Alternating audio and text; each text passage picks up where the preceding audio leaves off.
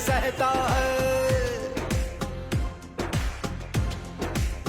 हो तकदीर का काजी कहता है क्यों जुल्मत के दिन सहता है। अपने बच्चों के मुस्तकबिल का कातिल बन के रहता है। ना जीता है ना मरता है क्यों हक लेने से डरता है हक हमारा, है हक हमारा, है हक हमारा। हम लेके रहेंगे, हम लेके रहेंगे। है हक हमारा आजादी, हम लेके रहेंगे आजादी,